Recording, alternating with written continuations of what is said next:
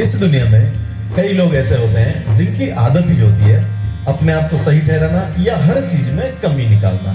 जी हाँ, कुछ लोग होते हैं। अभी हाल ही में कुछ ही दिनों पूर्व मैं बाजार गया, बाजार से कोई वस्तु लाया तो मुझे मेरे मित्र ने पूछा कि ये आपने कितने में ली। मैंने उससे बताया कि ये तो मैंने 1000 रुपए में ली। उन्होंने बताया 1000 बहुत ज्यादा दे दिए, 1000 बहुत ज्यादा होते हैं और आपको इसके 500 रुपए देना चाहिए थे, 500 रुपए काफी है। मुझे लगा कि आज कुछ मजा लिया जाए तो मैंने उनको कहा कि मैं तो 500 में ही लाया। उन्होंने वापस मुझे कहा अरे यार ये ज्यादा हो गया, 500 आपको नहीं देने थे, आपको देने थे सिर्फ 400 रुपए, थोड़ी बार्गेनिंग करनी थी, कम करवाना था ना। मैंने कहा मैं 400 में ही लाया। उन्होंने कहा अरे यार यही तो बात है, 400 में तो अपने यहाँ मिलती है, अगर आप बाहर से लाते मेट्रो सिटी में से लाते तो ये 200 में मिलती। फिर मैंने कहा ये तो मैं 200 में लाया। देखिए उस आदमी का भी मजा लेने का अलग ही अंदाज। उसने कहा 200 में भी आप महंगी लाए, 100 में ही होनी चाहिए। फिर मैंने कहा मैं 100 में लाया। उसने कहा 100 में भी ज्यादा महंगी। मैंने कहा अब क्यों भाई? उसने कहा इसकी जो फैक्ट्री प्रोडक्ट रेट जो है, फैक्ट्री कॉस्ट है, वो 100 रुपए ही है, 50 में लानी थी आपको। मैंने कहा मैं 50 में लाया। भाई महंगी लाया आप 50 में भी? अरे 50 में महंगी क्यों भाई? 50 में तो सब ला रहे हैं, फिर आपने ला के क्या किया? आप कुछ कम करते तो मजा आता ना। मैंने कहा मैं फ्री में लाया। देखिए उस आदमी की कलाकारी देखिए। उसने कहा तो आप ठगा गए, आपको ठग लिया अगले ने। मैंने कहा क्यों भाई, फ्री में कैसे ठगा गए?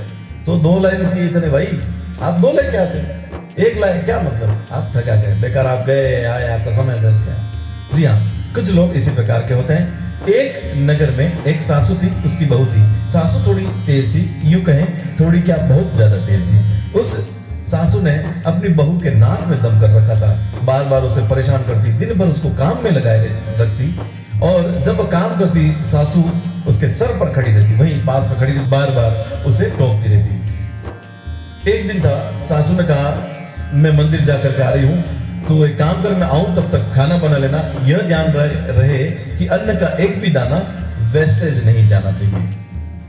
बहू ने पूरा पूरा ध्यान दिया और उसने परिवार के सदस्यों के लिए भोजन की तैयारी कर ली, भोजन बना दिया। जैसे ही भोजन बनाया और उधर से एक साधु महाराज आए, उन्होंने कहा भिक्षाम दे। तो वो जो बहू थी उसके मायके में कभी भी कोई भूखा नहीं गया, साधुओं को भोजन करवाया जाता था।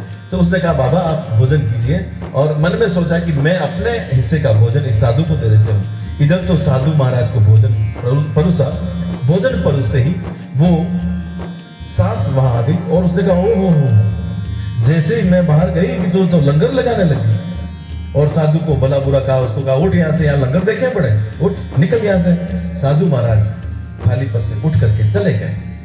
बहू ने कहा माँ मैं अपने हिस्से का भोजन उसको करा रही थी, मैं भूखी रह जाती। तो सासू ने कहा खबरदार, ज्यादा बोलने की जरूरत नहीं, और जा, अगर तू इस तरह से अन्न और धन बर्बाद करेगी, जा मेरे घर से निकल जा।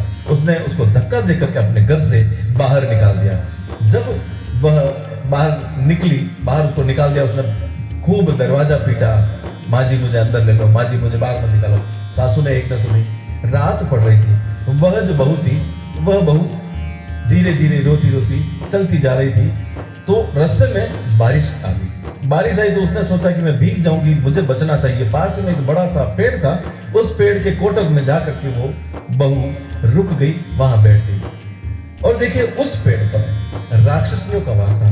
2 राक्षसनियां आई और उसने कहा कि हे सखी, यहाँ इस लोक में बहुत ज्यादा बारिश हो रही, चलो हम स्वर्ण लोक चलते हैं, स्वर्ण नगरी चलते हैं। वह दोनों राक्षसनियां उस पेड़ को उड़ा करके स्वर्ण नगरी की ओर गई। बहू ने देखा ओहो ये पेड़ तो उड़ रहा है, लेकिन वह चुपचाप उसमें बैठ गई। जैसे ही स्वर्ण नगरी में वह पेड़ गया, उसने पेड़ को रखा और वहां वह घूमने के लिए चली गई। घूमने के लिए जैसे ही गई और वहां से वापस आती, इतने में उस बहू ने कोटर में से बाहर निकल के देखा। क्या देखती है कि वहां तो सोना भरा पड़ा हुआ, दुनिया भर का सोना। उसने सोचा मैं अपनी झोली में सोना भर लेती हूँ, जब घर ले जाऊंगी तो मेरी माँ जी, मेरी सासू बहुत ज्यादा खुश होगी। वह सोना अपनी झोली में भरकर वापस कोटर में बैठ जाती है। वो राक्षसनियां उस पेड़ को वापस लाकर यथास्थान रख देती है। वह बहू सासू के घर में वापस गई और उसने कहा कि सासू देखो, मैं इस तरह से मेरे साथ हुआ, मैं पेड़ में गई और वहां मुझे सोना दिखाई दिया, तो मैं झोली भर के सोना लेके आई। अब देखिए कुछ लोग होते ही है ना जिनको बुराई ही समझ में आती है, हर चीज में कमी निकाल लेते हैं। उस सासू ने कहा, अरे करम जली, तू इतना सा सोना लाई झोली भर के, अगर गई थी तो बोरियां लेके जाती, बोरियां कट्टे लेके जाती, खूब भर के लाती। अब देखिए उसने कहा, देख मैं जाती हूँ, कैसे लाती हूँ। वह भी उसी कोटर में जाकर के बैठ गई। जब उस कोटर में जाकर के वो बैठी, राक्षसनियां गई, बारिश उस दिन भी आ रही थी, राक्षसनियां जैसी उड़ा करके ले गई। अब की बार उनकी इच्छा थी कि वह किसी समुद्र में जाए, तो उसने कहा सखी समुद्र में ले जाए। जैसे समुद्र के किनारे ले गई, समुद्र में उस पेड़ को खड़ा कर दिया। तो सासू तो बाहर निकल नहीं पा रहे थे, देखा चुपचाप बैठ रही। जैसी राक्षसनियां पेड़ को लेकर वापस आ रही थी और बात कर रही थी, राक्षस ने आपस में बात करी थी कि हमें बहुत मजा आया, आनंद आ गया आज तो सासू अंदर क्वार्टर में से बोली, अरे मूर्खनियों, अरे राक्षसनियों, तुम कैसा आनंद आ गया? स्वर्ण नगरी में तो गई नहीं, मैं पानी में उतर नहीं पाई, एक सिक्का भी मुझे नहीं मिला, क्या मतलब? राक्षसनियों को पता चला, ओहो ये कैसी औरत आ गई। राक्षसनियों ने उसी समय अपने उस पेड़ का रास्ता मोड़ा और अग्नि की तरफ, जहां अग्नि है, आग है, उस लोक में, जहां कहते हैं ज्वालामुखी भटना वगैरह, उस लोक में उसको ले गई और वहां जाकर के उस पेड़ को बहुत ज्यादा उल्टा सीधा हिलाया।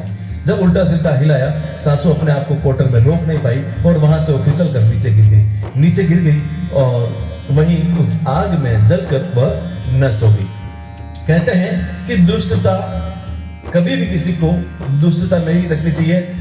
अगर कोई व्यक्ति दुष्ट है तो उसे अपनी दुष्टता का परिणाम मिलता ही है। हाँ, ध्यान रखें, किसी भी चीज में कमी ना निकालें, क्योंकि कई बार ऐसे लोगों को देखा जाता है जो सब्जी में नमक बराबर होने पर भी कहते हैं थोड़ा सा कम होता तो सब्जी का स्वाद नहीं आता, या थोड़ा सा ज्यादा होता तो सब्जी का टेस्ट बिगड़ जाता।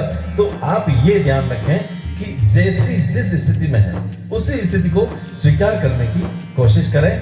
धन्यवाद। लाइक, शेयर एंड सब्सक्राइब कीजिए चैनल को।